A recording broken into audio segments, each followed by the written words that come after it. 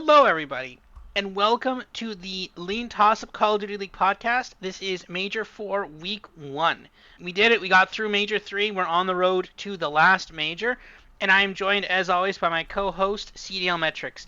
How are you doing tonight? I'm doing well. Yeah, we are coming off a week off after Major 3, which was very entertaining to say the least. We'll talk about everything that went down last weekend, or 2 weekends ago, in just a minute here, but yeah, doing well. It's crazy that we're already basically at the finish line of the year. We still have several weeks of qualifiers and one more major before champs, but June is right around the corner and champs is over in mid-July. So it's gonna be a quick finish, but yeah, looking forward to it as always.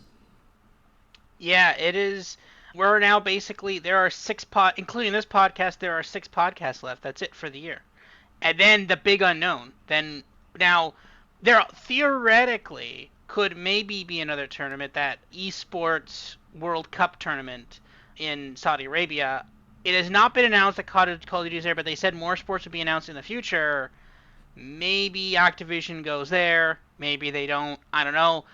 Other esports are there. League of Legends will be there. But yeah, I'm intrigued to see what they'll, whether or not. Let's see for next year. But I'm pretty excited for when next year will happen here. Moving on, news of the week. Optic, actually technically news of last week, ish.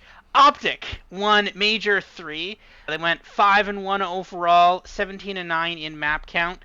There's their basically their only loss was to Toronto in round 2. Then they stormed through the losers bracket. Incredible game there against FaZe. And I mean, you do feel a little sad for FaZe there, having to trudge through Toronto through a best of 5, game 5, then another game 5 against Optic. That you gotta think they got a little bit tired there. And but also though, Optic beat Subliners in a map 5 as well, so it's not like they hadn't played extra games there as well. But they did have a little bit of a break between the FaZe Toronto series. And then obviously 4-0ing Toronto in a grand final. Toronto now being swept twice in a grand final, reverse swept once in a grand final as well. The pain as a Toronto Ultra fan. But to be fair though, like, people are like, oh, that must be so painful for you. But I'm like, but I get to see a good team. So obviously I want to see the team win, but if I'm like, I get to win 80% of my games, I'm like, that's pretty good. 80-90% of the games, I'll take that. Other placements, again, a top 4 shutout yet again. Toronto, Atlanta, New York Subliners taking in 2nd through 4th. Miami, Seattle in 5th and 6th, and then Thieves and Carolina in 7th and 8th. And other notable news is that Miami did in fact win a map on land. They finally did that. It was against FaZe in Search and Destroy, which is just mind blown. You would think that would happen. And do you have any other thoughts about the major? Just that of all the majors so far, I would say this was the least dominant for any winner. So far, a 17-9 map count for Optic. They did get tripped up once versus Toronto. It's still very impressive when you look at who they faced. There are no easy matches in that run to first place. They had to play Toronto twice. A couple interesting nuggets. I included their game mode record for hardpoint, search, and control. And you can see Optic relied heavily on hardpoint. They were 10-2 in that mode throughout the tournament. Search was iffy, 5-3, nothing wrong with that. And Control, they were actually only 2-4. But, as we know, Control is the least important game mode of them all. Yeah, very impressive in Hardpoint, and then good enough in the other modes to get things done.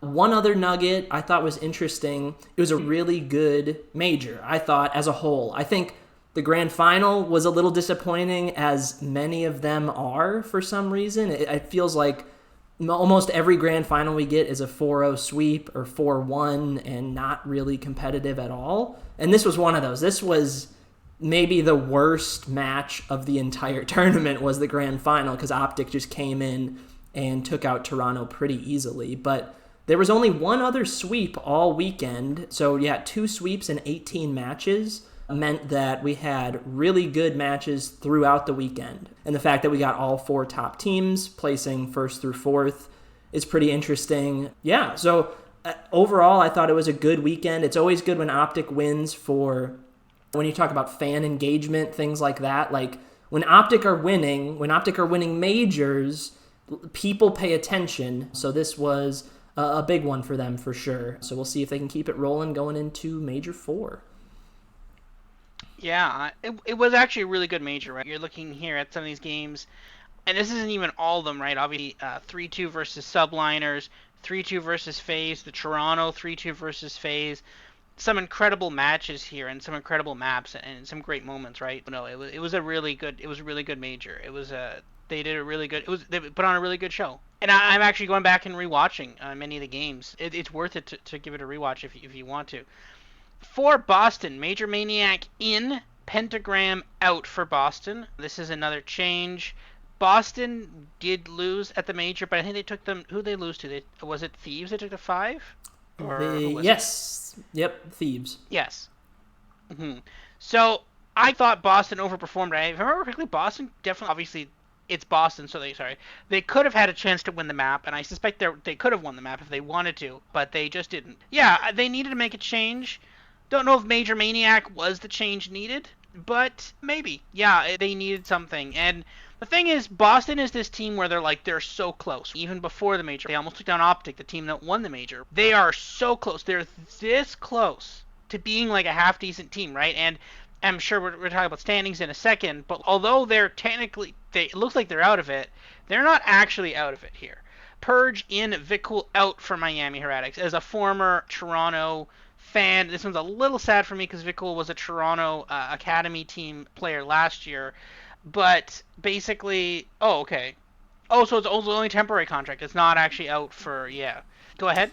Yeah, so it's temporary. It looks like it's just this weekend. Miami Heretics put out a statement that said, due to personal circumstances, Vikul won't be able to play our match versus Optic this weekend. So that's one good thing, is that they play once. It's to a team that they will likely lose to anyway, but it doesn't sound like it'll be more than this weekend, so not sure what's going on with Vikul, but he is, I would say, likely to come back as early as next weekend, which is good because he is a valuable player for this team that is trying to make champs. So yeah, there's another statement in there that they were thinking about replacing him with Eric Boom. As we know, Miami has a pretty deep bench, but because Eric is playing in Challengers, they didn't want to have to forego him doing that. So yeah, they signed Purge off of the former Vegas Legion squad, known for not putting up big numbers, but he's just in for substitute duty just for this weekend probably. So we'll see how that shakes out. They probably won't beat Optic. We'll talk about that a little later, but just an interesting nugget to know for Miami this weekend. Mm-hmm. Yeah. Season 4 competitive changes. The 6-star hardpoint kills are now updated. It's now only 4 hills. The legendary Pool Hill is gone. Rip Pool Hill. I'm sad about that.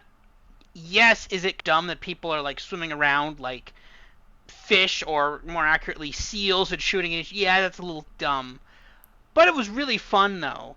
And that's gone now, and that's a little sad. Basically, the higher-rise propane tanks will no longer explode.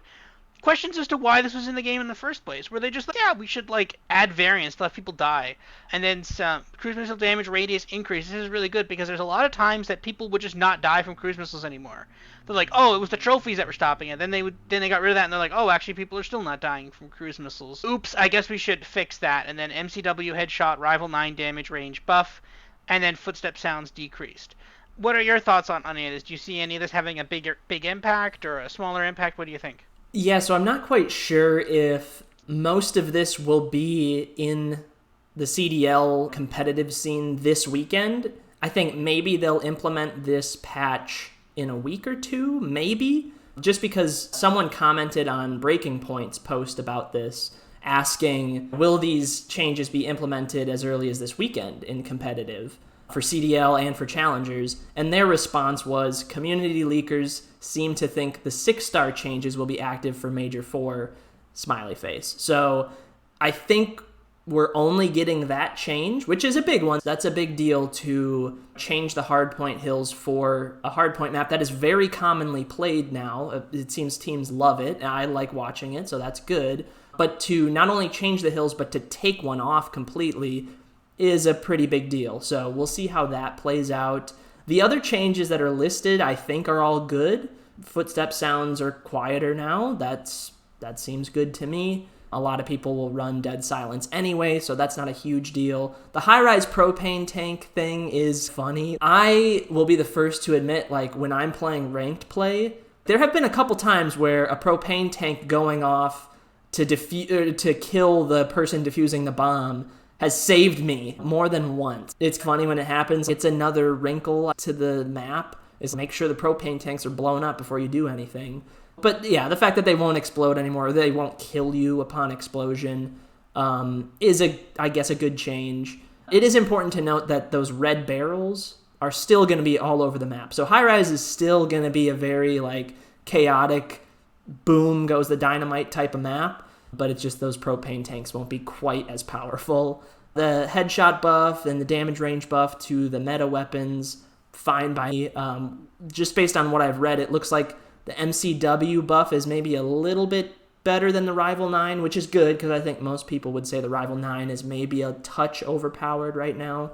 And the cruise missile damage radius being increased, sure, why not? I don't think it's a needed change, but if you're going to make a kill streak more powerful, sure. I would rather you go that way than go the opposite way. Yeah, I don't know. We'll see if we see those other changes rolled out in the coming weeks, but important to note nonetheless, people are playing ranked play and all that stuff. These will be more needed for that. But yeah, I just thought it was interesting to list them here as we move forward, so... Mm-hmm. Yeah, those are interesting. And last but not least, Black Ops 6 announced for a 2024 release. It will be on Xbox Game Pass. And yeah, fun fact, it is not Black Ops 4, because the last Black Ops was technically 4, but I guess Cold War was Black Ops 5. I don't know. We'll have to deal with that. But overall, though, it looks pretty good. We trust Treyarch. I think it'll be a good game. There's been lots of talk about it. I think it should be a pretty good game. Do you have any thoughts on Black Ops 6? Or not, there's not much we don't know about it yet. Yeah. We know very little, right? Just excited that we're getting a Treyarch game again. It's been a few years. They always seem to do well for competitive. We'll see how it looks. Black Ops, the series itself, is fantastic. Glad to see that they're just going back to simple. They're not calling it Black Ops something else. It's just Black Ops 6. You know what it is. We know what it is. So... yeah, I think it'll be solid. We still have a lot to learn over the next few months, but from what I've seen, it looks like a release date is rumored late October, so that's good. Sometimes we get it mid-November, so the fact that we're getting it maybe late October is a positive. Maybe we can get some tournaments rolling a little earlier in the season this fall/winter. So yeah, we'll hear a lot more, though, in the coming weeks, and we'll be sure to keep an eye on it. Yeah, agreed. Moving on to the CDL standings. So that was, I think, the standings before the major? Or no. Oh, no, sorry. Those are the standings on the left yep. now. And then the ones are projected standings. From shout out Doug Levy. That's what he projects forward for the end of the year. Basically, the top 400% chance to make champs. They may actually have already clinched champs. I'm not sure. Or they might need to win one or two games. There's weird stuff with the math sometimes on that. Because it's they're in. The top 4 are in, I'm pretty sure. I don't know if there's any scenario where New York get passed by 4 other teams up by 100. So this is the thing, right? There's with a lot of these, it's, oh, okay, subliners could get passed, but no one else can. Or then, FaZe could theoretically get passed, but then no one else can, right? There is these weird scenarios where if the 9th team wins all their games, Subliner loses all their games, goes out in the major, and then Rocker wins, one of them wins the major or something, then, theoretically they can overtake Subliners and Subliners can fall to 9th. But, it's these are these really small little shreds of, this could happen, but this can't happen, right? So... it's stuff like that. But again, there's that top 4 line that we always talk about. But again, after that top 4 line, you're looking at, and this is a number we've been consistently talking about, the 4th and the 5th team, it is just a hair under double. It is 5 points less than doubled the point total. So Miami is half of the Subliners point total. Surge sitting at 130, Thieves 125, Ravens 120, Minnesota 120, Legion 110, Los Angeles 110, and then Boston, poor Boston, they're at 50. Again, and then you look at the odds to make champs. basically it looks the distribution looks very similar to what we have. It's basically the exact same distribution. Higher a bit on Thieves, lower on LAG, even though LAG is definitely not out of it. They're literally only 10 points back, but I believe their schedule is a little trickier. So, bit of a mixed bag there, but I think this is roughly what we'd expect, though. I think basically the way he's expecting it is that this kind of breaks a little better. You get a little bit better of a distribution here from 5 through 9, basically. And even Boston. Boston's gonna almost double their point total in the next 5 weeks. Shout out to them. They're gonna they're getting there, but we'll see. I'm maybe a little bit more hopeful for Boston. I think Boston might make this a little competitive, but we'll have to see. What are your thoughts on this? Yeah, just interested to see Doug's numbers for teams 5 through 12. He feels good about Thieves the most, and I agree with that. Even though they're sitting in 7th right now, they're technically only 5 points down from the 5th place team. And I would argue like Thieves are probably the best of the bunch from all of those teams. So yeah, they feel pretty good. Seattle, Miami are in the same 70-ish% ballpark. I feel a little less good about those teams. I think a lot of why they're so high in terms of the make champs line is just because they have an extra little point edge right now. They both have 130 points. That's the most of the bottom 8 teams. So they're sitting in a good spot right now. Can they hold on to that spot as we get closer to champs? Maybe not. And then you start getting into the really interesting ones. Vegas, Minnesota, Carolina, LAG. I would say that group of 5 is pretty interesting, or that group of 4. If I were to crunch the numbers, I would probably have Carolina a little bit higher, and we'll get to my numbers on the next slide here, but Carolina to me are, I would say, in the conversation with Thieves for the 5th best team in the game right now. I feel okay about their chances to make winner's bracket, and right now they're sitting in 8th, tied for 8th technically with Minnesota.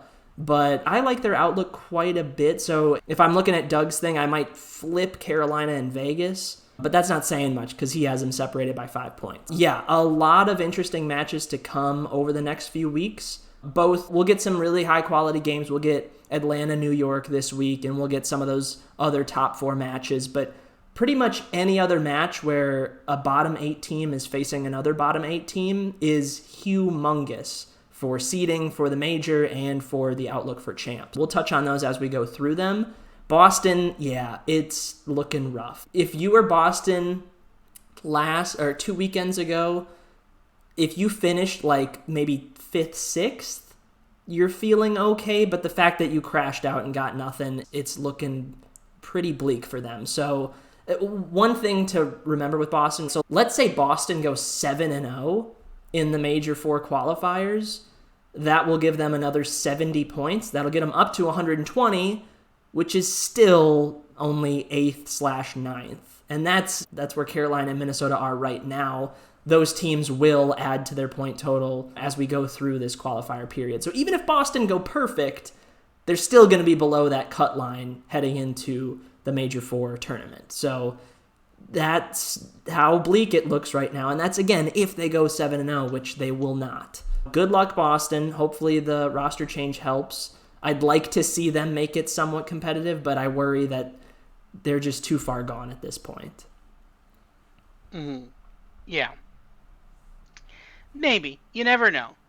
We've seen stranger things. I think we said the same thing about subliners going into the last major, not last year, but 2 years ago, and they pulled it out. So anyways, FaZe, obviously most expected wins this stage, followed by Optic, Toronto, Subliners, again, wow, top 4. Big shock there. Thieves, 3.24, Seattle, 3, Carolina, 3, Miami, basically 3, Minnesota, 2.3, Vegas, 2.3, LAG, 2. Call it 3, and then Boston, 1.6. No huge surprises there, but again, Legion's still struggling a bit. That's a little unfortunate for them. But the thing is, again, this band here is so variable that you have no idea. But again, top 4 dominant, everybody else still below them. That's still the same thing. Beating the market and combined model results. So last week was a pretty good week for me right off the bat. I went 2 for 3. 2 out of 3 on the first maps. I got phase, subliner. Sorry, I had subliners and ultra. Phase, for some reason, just decided to not cover the spread against that game. What what was that game? They were up like, I think it was like 170 to 50 or something, and then just like, nah, whatever. I was like, what are you doing? Stop. Just cover a spread. Yeah, and just to make Obvious, matters cover the spread. worse, Miami is a competitive hardpoint team, so that didn't shock me that they covered that. But if you look at Game 4 on Rio, that was a 250 Yeah. to 72. So, yeah, that's rough. If you get that Game 1 instead of Game 4, like, it's obviously a much different story. But that's how it is Even sometimes if you taking just these even yeah, hard points. even if you just average it out, it's like 500 to 2 something, and then you like spread that out over two. Like it's the average is 250. That the thing is, when you look at that, you make that bet, and you're like, that was really. This is how I evaluate bets, right? Like when you make a bet, and you're like, would you rather be on the winning side? Which if you lose a bet, obviously you win a bet, great, that's good. You were a genius, congratulations. But if you lose a bet, you sit back and you're like, would I rather, if I could go back again, would I make the other bet? And for 90% of the game, I've been like, hell no, I do not want to be on Miami plus 50 and a half. And that's the thing. But that one was extremely frustrating for me. Even more frustrating for you was FaZe having 2 cracks at your minus 400. I know that Yeah, feels rough. And 2 game 5s, let alone. Yeah, so that it feels like a bad beat, even though it's a minus 400 to reach the final and a minus 150 to win outright. But yeah, it just kills me that their search and destroy just continued to not quite be there. If their search was just average last weekend, I think they win the tournament. But they just could not get the ball rolling in search and destroy. Yeah, back-to-back Game 5 losses. They had Toronto on the ropes. Yeah, up 2-1. Lose by 16, lose around 11, and if you just win that, you're in the grand finals. That's rough, and then they almost complete the reverse sweep versus Optic, but again, search and destroy, not their game mode. So it's rough, right? FaZe looked good for so long, and I think Breaking Point tweeted this out earlier. If you just look at Atlanta FaZe, and I don't know how far back they went, but Atlanta FaZe playing on non-championship Sundays, their win rate is absolutely ridiculous. And then if you look at their map win rate on championship Sundays, they're like 25 and 24. They are 50-50 when it comes to Sunday. So that's interesting to see. I feel if you just average that out equally, they should have more Sunday wins, but for some reason they just come crashing down to earth. So yeah, those feel a little bit bad. I am happy that Carolina were able to not get swept versus Optic. That was close, but they got the control done. So I got something, but yeah, Atlanta just kind of falling apart there for me. And poor Doug again. Thieves looked again. I had the subliners 1.5, and Thieves came out 1 map 1, and I was like, oh, now to be fair, that was another game where subliners where they blew a massive lead, and that hurt as well. But Thieves looked competitive, but then after that, they literally just got stomped, losing 2, 3, and 4. That was rough for them. Surge, they weirdly won the search against Toronto, they won the control, not the search. Very weird result there. And then obviously Miami finally winning their first map on LAN against FaZe. And the thing is, looking on the weekend, the second this happened, the second Miami even won a map, I was like, that signals weakness on FaZe. That's okay. This is not like best team, world-destroying FaZe. There's a crack there, and sure enough, they still got close to the grand final though. They've had worse results in tournament. I remember the time they got eliminated by Seattle Surge when Surge was horrendous, but still though, there is a crack showing there, and it started showing there, and then it eventually culminated with them leaving there on Sunday.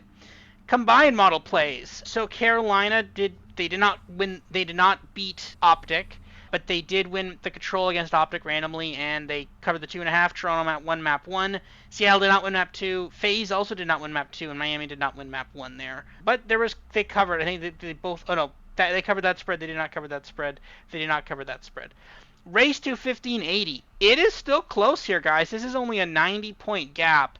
That being said, though, almost there, right? You're 270 away and I am a bit more than that, probably 360 away.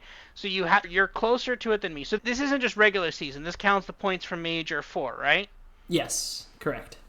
The way this is that, and you can see it here, Phase and Ultra about the same, right? They're about the same, but the problem is Optic, right? Optic is a much bigger than my second pick. This was decided by I think we originally said that this was going to be decided by the first pick. That's not the case. This was decided by when I went subliners versus you going Optic. Because you had picked one, you went Phase, I went Ultra Subliners, and then you went Optic, and that appears to be the difference maker here. Because although these guys are doing better than these guys, this Optic lead is just insurmountable. It's the entire difference of Thieves and part of Surge here, right? It's that Optic difference that basically the major final and winning the major there, whereas Subliners haven't even made a major final yet. That's really packing on the extra difference there. So that's the difference there for that 1580 and that 90 point gap. But not insurmountable. We can still close it if Ultra wins and Subliners can do things. We'll see. Match previews. Here we go. Here are the games for this week. And finally, we have an extra large week again. I can't believe we're having to call it an extra large week. But we finally have 3 matches on a Friday again, 4 on Saturday, and 4 on Sunday. Yes, this is a good thing. That being said, the first game not so good. Toronto versus Seattle. Toronto minus 600 on the money line, minus 2.5, plus 175, minus 45.5 point spread on the hard point. 1.5 round favorites in the control, but that's shaded to plus 120, and 1.5 round favorites in the control. Sorry, 1.5 round favorites in the search plus 120, and 1.5 round favorites in the control minus 138 on that. Not much to see here. We're basically on book. I don't like the minus 2.5. I don't see a lot of value in it. You could convince me to get a Toronto map 1 hardpoint spread, and that's about it. We technically saw this game already. Yeah, I don't know. The thing is that the search is still soft a little on Toronto. I don't love it. Seattle search is actually still pretty good. I don't see a place to attack that though. I'll stick with my map 1 spread on this, and then we'll call it a day. What do you think about this one? Yeah, I'm okay if you want to back Toronto. My numbers do see a little bit of value on Toronto minus 2.5. The number is big enough. It's at plus 175. So I don't expect Toronto to sweep, but the price is justifiable, in my opinion. These teams did meet up at the major. Day 1, Toronto won 3-1. Seattle's one victory was on control, on invasion. They were able to get an offensive round win and close it out 3-1. So that was a bit of a surprise. But the hard points were dominant by Toronto. The Search and Destroy was a 6-3 victory for Toronto in what people thought we thought Seattle maybe should be favored in that Search and Destroy. Turns out Toronto were clearly the better team. So yeah, I think Seattle obviously could avoid the sweep again here, likely through a Search and Destroy, I would say. But yeah, to me, the plus 175 is good enough if you are interested in Toronto to go ahead and pull the trigger. The thing to remember about Seattle is, right, once they made that roster change to start Major 3, it looked fantastic. Like, they were winning games. They looked like arguably the 5th best team in the game, and that's where teams can peak at this point if you're not in the top 4. So yeah, they looked really good as soon as they made that roster change. Once teams start to figure out what maps your new lineup is good on, if you're overly reliant on a specific hard point or control map or whatever it may be, teams figure that out and they start to veto it, and now you got to win on some other maps. So Seattle, despite their resurgence to start Major 3, I would say clearly came back down to earth once they had to adjust their map pool. I think we'll get more of the same. Seattle are still a quality team among the bottom 8. I think they will make champs, but I just feel like Toronto are going to have the answers to the test this time and will likely close it out quickly, maybe even in a sweep. So that's where I lean, but I'm not in love with this, so it's probably just a pass for me. Yeah, I agree with that. Minnesota versus Boston. This match is actually fascinating. This line has actually flipped. Yesterday, Boston was the favorite. Now Minnesota is the favorite. Usually in sports, you generally like to get closing line value, but in Call of Duty, that generally doesn't help you very much, as we've seen it in the betting lines. If you get closing line value, Minnesota favorite now, minus 138, minus 1.5, plus 175, 10.5 point underdogs in the hard point, fascinating. 1.5 round favorite in the search, and 1.5 round dog technically in the control, but it's shaded to it's minus 200. They're basically minus 110 to win the control versus minus 125. I like Boston. Give me Boston. I can't believe I'm saying this. These are crazy words. But I do. I like Boston. I think Boston is getting there. They're getting closer and closer. Now you're giving me Boston at plus money. Yeah, I'll take it. It sounds crazy, mostly because it is crazy. But yeah, give me Boston. I'll take Boston here. What do you think? Yeah, this is an interesting one. Yeah, so Boston have a pretty big roster move coming in now. Major Maniac joins the team, and what a lot of people are saying about that is that should help their search and destroy. And as we know, Boston Breach search and destroy has been rough to say the least this year. I think they have one win in a map 5 throughout the entire year. On the current search and destroy map pool, Boston is 4-26. 3 of those wins are on Karachi. So if you take out Karachi search, Boston are 1-26 on the other 4 maps combined. If Major Maniac can help, that would be fantastic. The worry is adding Major Maniac to the roster going to hurt your hard point and hurt your control too much, where, yeah, maybe your search and destroy is closer to league average now, but their hard point is okay as it is now. Their control is actually pretty good. They're 14-11 on the year. 2 maps out of the 3 they have an above 500 record on. They've been solid in control throughout the year, no matter the lineup. Hardpoint has been a little iffy. So yeah, it's tricky. We'll find out quickly if Major Maniac is good enough to boost the search and at least keep them level in those other 2 game modes. Because if that's the case, then yeah, all of a sudden Boston are a very competitive team. The issue is we just have not seen it with them, specifically in map 2 and map 5.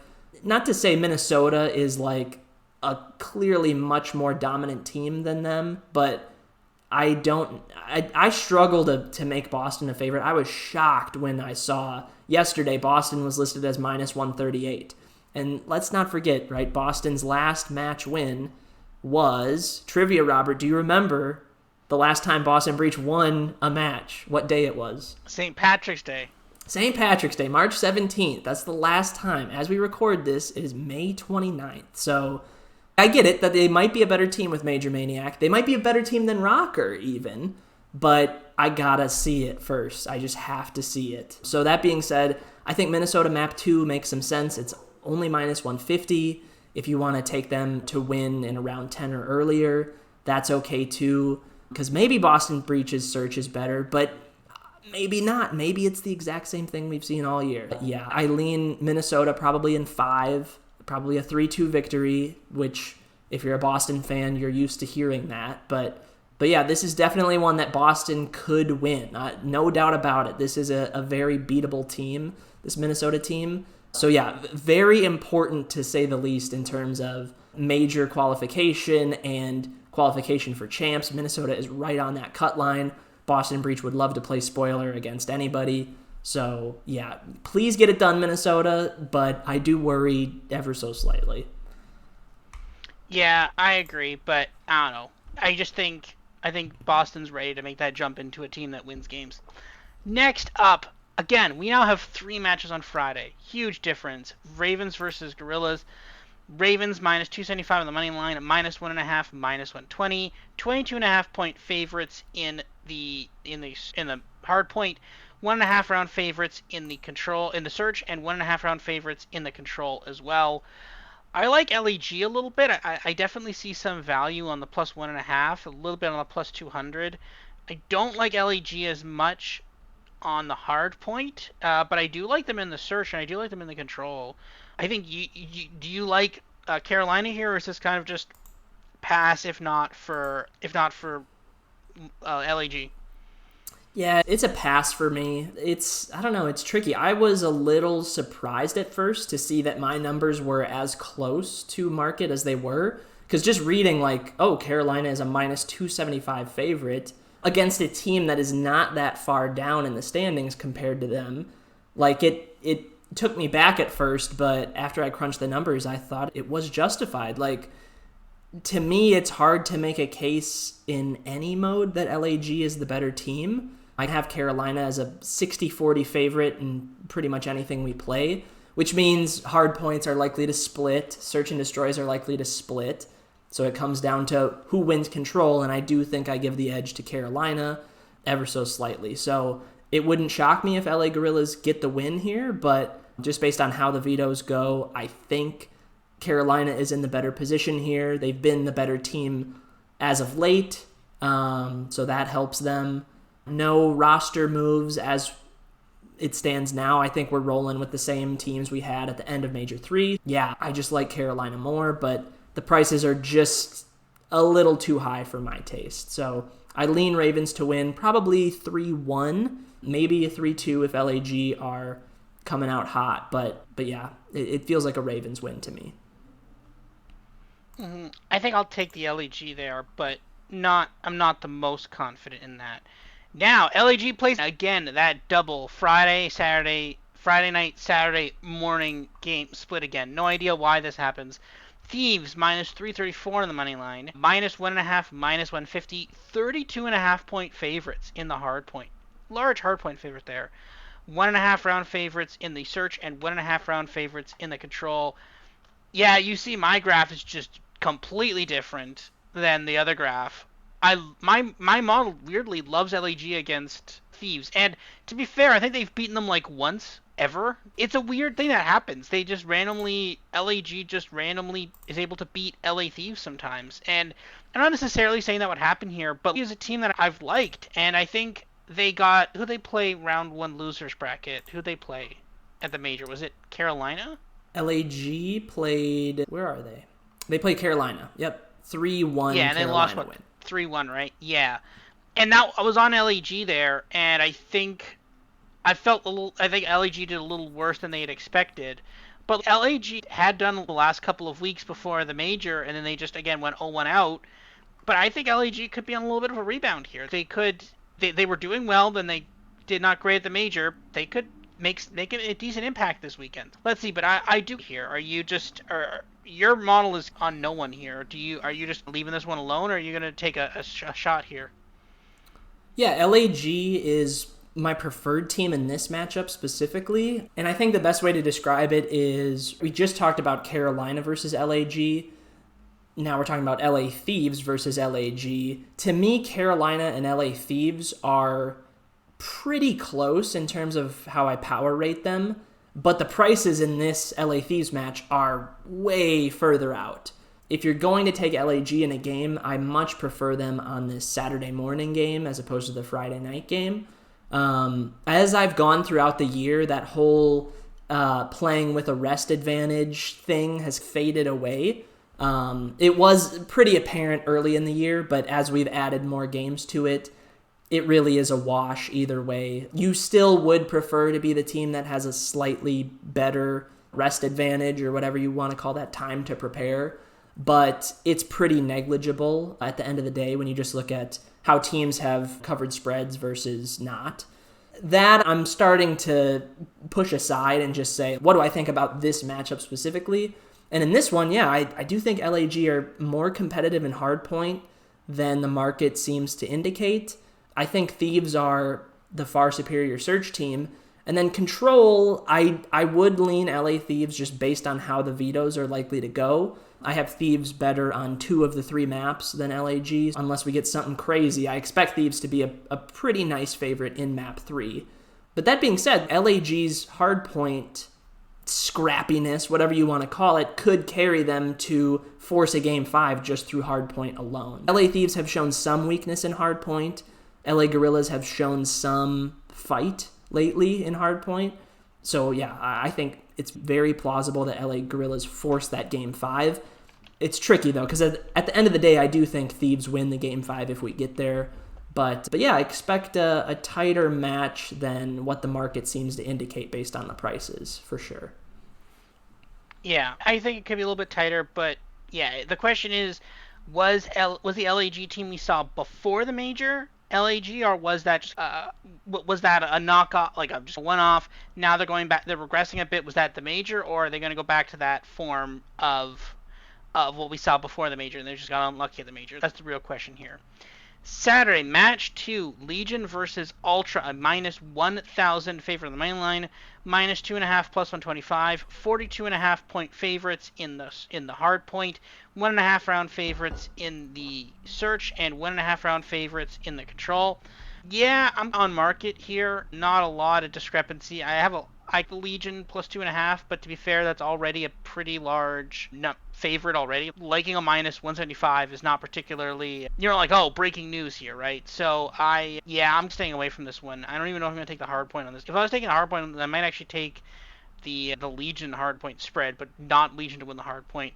Do you have any takes on this one or not? This one's kind of a real. Yeah, You don't really touch this one. this one is about right in terms of market prices. I will say if you like Toronto this weekend, I would, again, much prefer them in their other game versus Seattle. The prices on that match are much, much better for the Ultra side. And to me, Vegas and Seattle are roughly equivalent. So that's where I lean again. As we get more matches every weekend, that's part of what makes it good, is that we get to see these teams twice a lot. So yeah, if you like Toronto, like me, like I would lean Toronto in this match as well, just because I think they're clearly a step above. Vegas are showing signs of weakness with their new roster on this new map pool. It's not that kind to them. So I do think Toronto will probably get this done. Probably 3-1, but a sweep wouldn't shock me at all. But just the fact that we get more options is so nice. Like I much prefer Ultra versus Seattle. So if I want to take them, I'll just take them in that match and let this one go. So that's where I see these playing out. Maybe Vegas can pull off a search and destroy win. Maybe control and hardpoint look pretty unlikely for them. But yeah, I don't know. It's tricky. How does Toronto bounce back after getting absolutely crushed by Optic in the grand final? I think they'll be just okay. So yeah, I lean Toronto here, but really it's just a stay away for me. Just take Toronto against Seattle the day before. Yeah, I'm staying away from that one. Speaking of Optic and also Miami, Optic versus Miami. Optic minus 1,400 on the money line. Optic minus 2.5 plus 110. 50.5 point spread in that hard point. 1.5 round favorite in the control. Minus 700 favorite in the control, and there is no spread there as well. I like Miami plus 2.5 a little bit. I don't love it, but I do see it. Miami as being pretty good in search. I think Miami could maybe punch through in the search, probably more so than they could in say the hard point or in the control. But I think they could do some damage in search and maybe even a little bit of damage in the hard point. I can't justify a minus 2.5 at plus 110. That's not low enough for me. Optic has a habit of kind of not caring about some of these qualifiers too much, especially not caring to get the sweep. They'll care to get the win, but not to get the sweep, because honestly, it doesn't really matter if you win 3-0 or 3-1. You're looking at like decimal points of like probabilities of seedings. It doesn't really matter. So I do Optic win, but Miami probably should cover the plus 2.5, which, to be fair, minus 20, that's basically what you're saying. Do you see any value here on Optic, or is this just a Miami or pass? No, it's a complete pass. My numbers seem to show that Miami has some value, but let's not forget Vickle out this weekend, Purge in. As far as I know, Purge does not speak Spanish, and Miami Heretics communicate through Spanish, so maybe they'll all switch to English this weekend, but even that is a pretty big deal, right? You're changing the language you're communicating in just to appease a new player. I don't really know how it's going to shake out, so that being said, I wish my numbers liked Optic more, because I think that's reason to, right, like double down on them is, oh, they're playing this team that they're getting like how many days practice is Purge getting with these new guys before they have to play a top team in the game? Like it all lines up for Optic, but the prices are just a little too high for me to fully fade Miami and go on to Optic. So this one is just a complete stay away. I'll see what the result is at the end of Saturday. If you had to make me pick, I'll say Optic do 3-1. Miami maybe pull out the search. They did beat them in search at the major 6-1 on 6-star, so that was super convincing. They did also have a very close hard point on 6-star. Miami lost by 25 points. So that Miami Heretics was pretty darn competitive against the best team at Major 3. The issue is we're not getting that same Heretics team this weekend. So full pass for me, but good luck to Miami. Yeah, agree with that. Saturday, match 4. Carolina versus Subliners. Subliners minus 250 on the money line. 1.5, minus 1.5, minus 138. 22.5 point favorites in the hard point. 1.5 round favorites in the search. And then 1.5 round favorites in the control.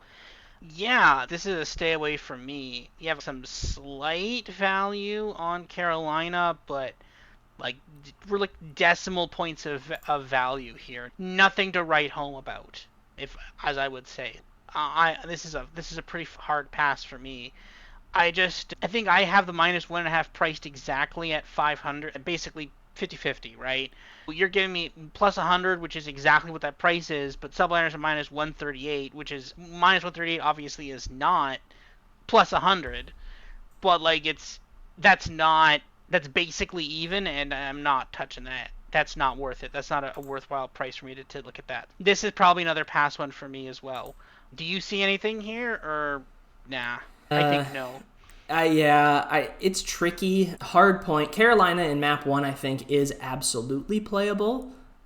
Just based on like how this new map set looks for Carolina. We talked about it before the Major 3 qualifiers. The fact that Carolina get to play this map set is a huge deal for them, specifically in hardpoint. They have some maps that they're still not great on, like Rio, for instance, they're 2-8.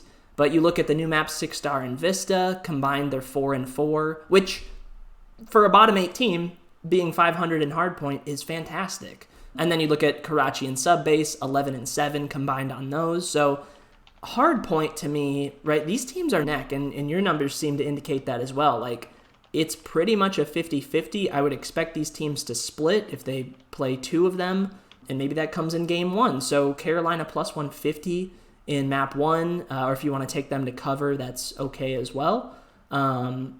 So yeah, that's the one area where I see some interest.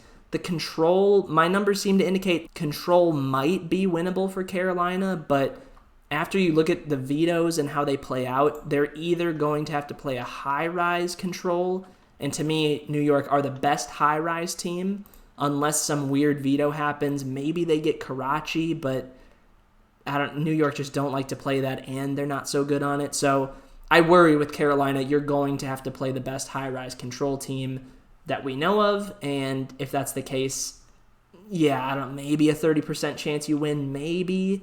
Search is, I would say, still very clearly New York's preferred game mode. So yeah, I don't know. All that being said, I think New York get it done probably 3-2, just because this New York team has been somewhat ho-hum, I would say, over the last couple months. They've shown some periods of weakness, and they always seem to just finish 4th at the major because they happen to be the 4th best team. I think Carolina can definitely put up a fight, mostly because New York's hardpoint is somewhat susceptible, and I think just Carolina are decent enough to make this interesting. Carolina map 1 is the only thing that interests me, but at the end of the day, I do think New York probably win the day. So Yeah, I agree with that. Sunday, Seattle versus Rocker. Seattle minus 250 on the money line, minus 1.5 plus 100, 17.5 point favorite on the hard point, 1.5 round favorite in the search, and then 1.5 round favorite in the control.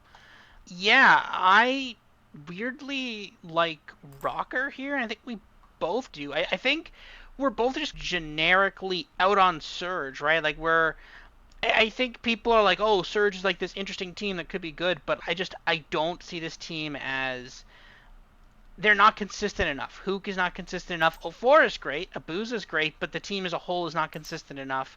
Especially some of those other pieces, they're just not consistent to consistently able to compete with the top teams. And I think it would be a very Minnesota thing to do to lose to. It would be a very Minnesota thing to lose to Toronto, lose to Boston, and then beat Seattle. It'd be very Minnesota of them. But yeah, minus 1.5 plus 100, that's way too rich for me. I'm not touching that. No, that's not happening. Are you with me on Minnesota here? I think your model agrees with that. I think you agree with that as well, right? Yeah, very much. I really like map 3 for Minnesota. Right now they're listed at plus 120 to win that game mode, but I think Minnesota should definitely be favored in that when you look at how the vetoes will play out. Minnesota have played high rise 3 times this year, and they've lost all of those. It's by far their least played map. And Seattle have only played it 4 times. They're 2-2. So we're probably not playing high rise because neither team likes to play it. And I think Minnesota will definitely veto it, considering that Seattle has wins on high rise. So now we're looking at Invasion and Karachi. Neither are amazing for Minnesota, but they're both pretty bad for Seattle. So I don't really care if it's Invasion or Karachi. I think Minnesota have the edge in map 3. So I would straight up flip the prices on that. I think Minnesota should probably be around minus 163. Seattle should probably be about plus 120. Because at the end of the day, I do think we'll get Invasion, just because that's what it defaults to, is just let's square up on that and see who can win an offense.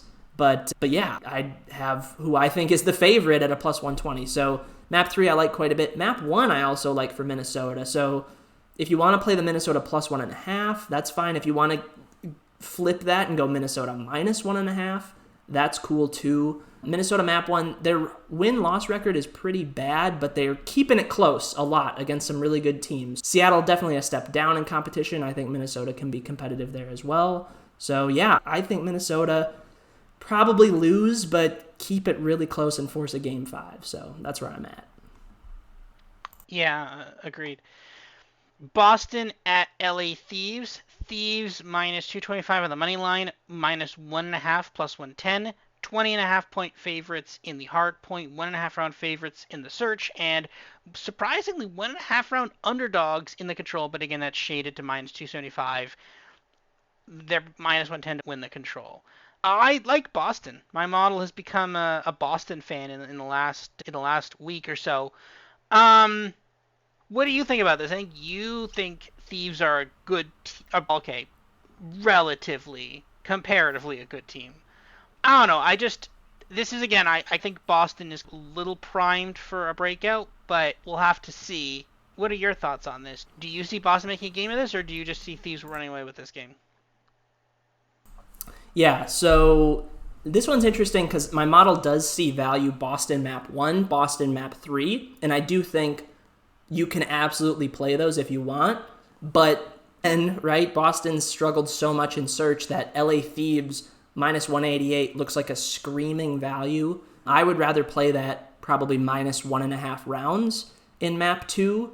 So I don't know. Whenever my model does this, it's always a little tricky to figure out because it's like this team is undervalued in this specific game mode, but the other team is undervalued on a different game mode.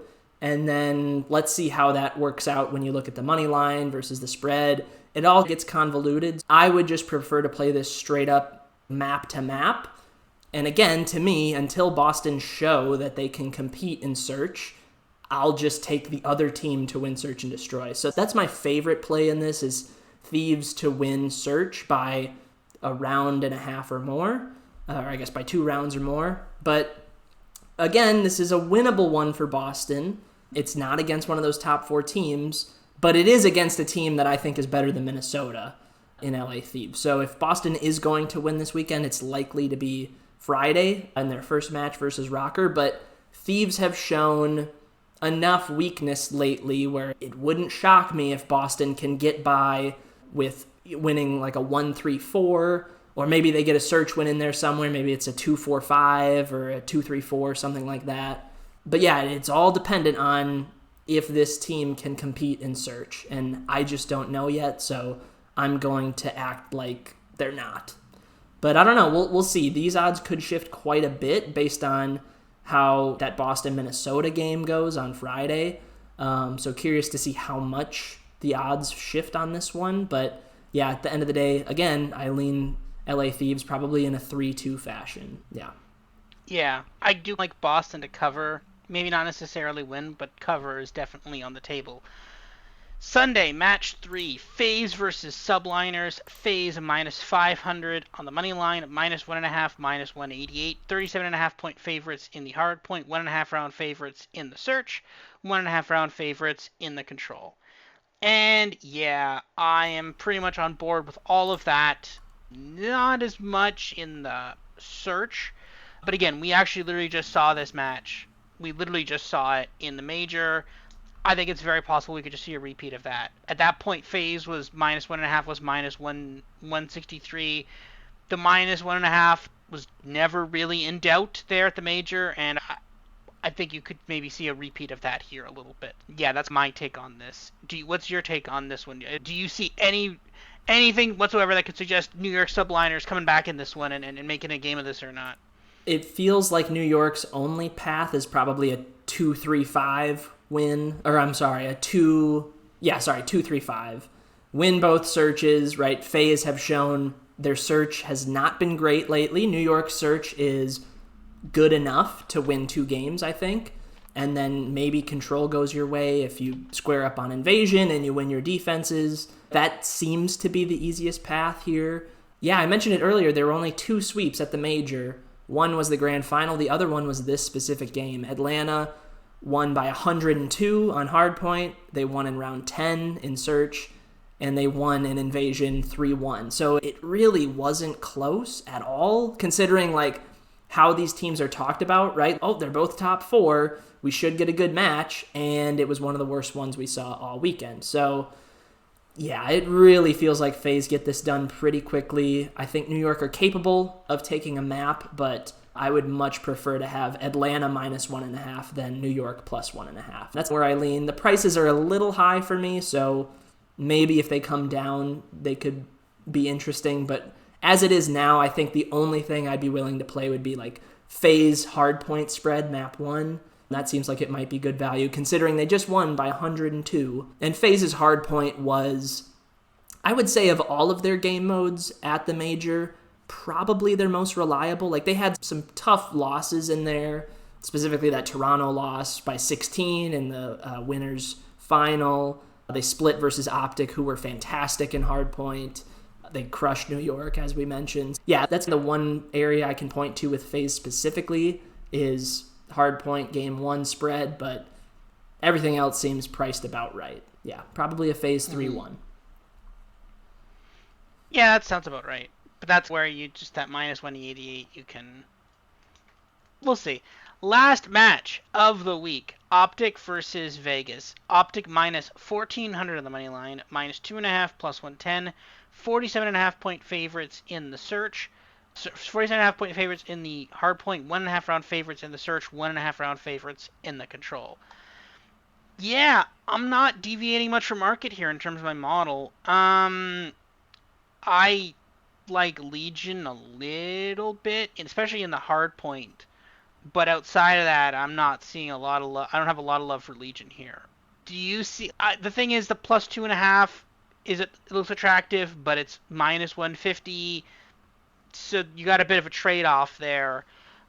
Do you see any reason to do this or not? I kind of want to leave this map alone. Maybe take a bite of the hard point there at the hard point spread. I think it's 40-something points, maybe. But outside of that, I don't see much reason to bet Legion here. What do you think? Yeah, complete agreement. No reason really to take Legion in this spot. And if you want to take Optic, right, these prices in this Optic game compared to Miami versus Optic are basically identical, if I'm not mistaken. I think they're about a minus 1,400 favorite, plus 110 to win in a sweep.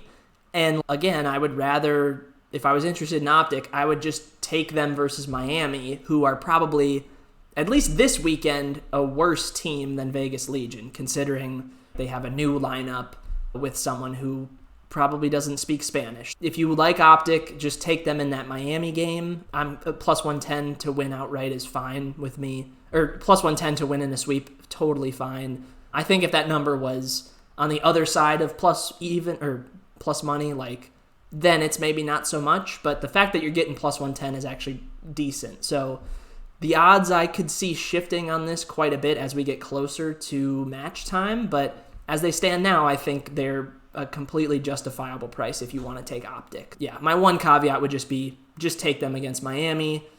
Maybe steer clear of this game because Vegas are scrappy enough to be able to pull out a map win, I think. But yeah, Optic are obviously on another level right now. So if you take them in whatever game you want, you should feel good about your bet. Yeah, agree for that. All right. Be in the market and combine model play. Here are my picks for this week. I'm doing apparently the full fade of Thieves this week. LAG plus 1.5 versus Thieves, and Boston plus 1.5 versus Thieves. And then I also have Miami plus 2.5 versus Texas. I think they can get a win in one map.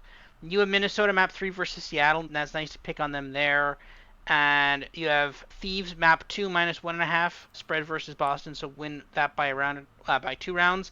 And then you also have Minnesota winning the search by 1.5 rounds versus Boston. Again, that's an interesting pick there because you're basically saying, all right, Boston loses searches. Let's see if it happens again. But I'm actually surprised it's priced at plus 125. That seems like a really good price for a team that consistently loses search by a lot. But we'll have to see. That's an interesting number there. Combined model plays for Friday. We have Toronto map 1-3, Minnesota map 2, Boston map 3, LAG map 3. For Saturday, we have LEG plus 1.5 map and slash map 1, Miami moneyline plus 2.5 map 1, Carolina plus 1.5 map 1. Sunday, Minnesota moneyline map 1.5 map 1 map 3, Boston map 1 map 3, FaZe map 1, and then Texas map 2. That's it for us for this week. We will be back next week with the week 2 preview, and that will be out next Wednesday. Yeah, week 2 of the 4 weeks for this major. Other than that, see you later, everybody, and yeah, have a good week.